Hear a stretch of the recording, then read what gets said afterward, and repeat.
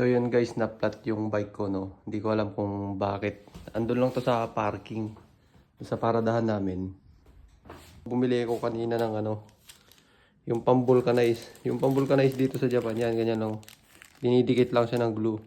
Tapos may kasama din siyang pantanggal ng yun, ito. So hindi ko pa alam kung paano gamitin to. Yan.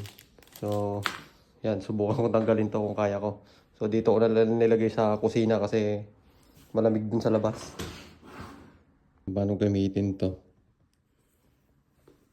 Ganito siguro yan.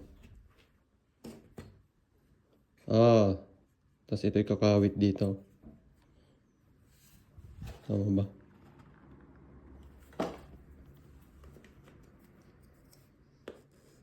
So madali lang pala siyang tanggalin, no? Kasi lipat. Yun.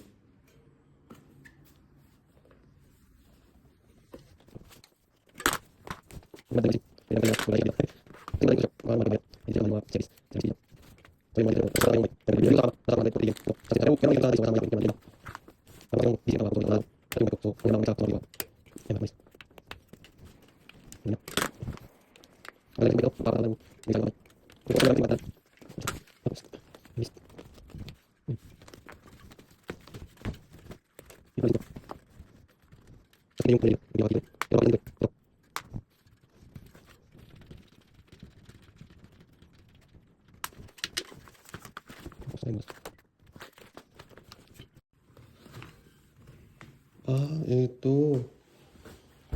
So, may nakatusok.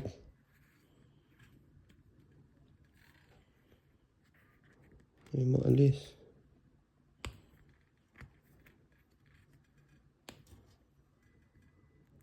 Ito. Bakal.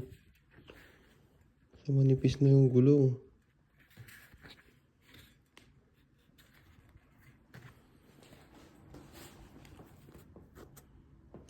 So, ito siya guys, nakikita nyo. Yung butas nyo. Hindi. So, ayan guys. Nakikita nyo ayan, laki ng butas nyo.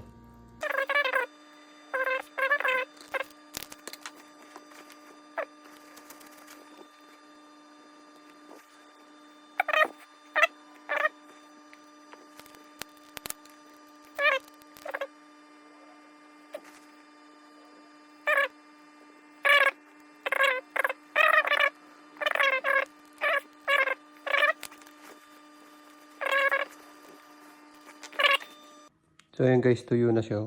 Ang bilis din niyang matuyo. Siguro nasa 10 minutes lang siya. Then yung goma, yung dinikit ko kanina, parang nag-melt. Talagang kumapit siya.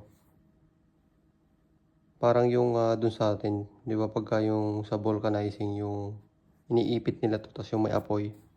Ganun siya. So ayan, hindi siya natanggal. Makakapit pa rin siya. So tuyong-tuyo na talaga siya.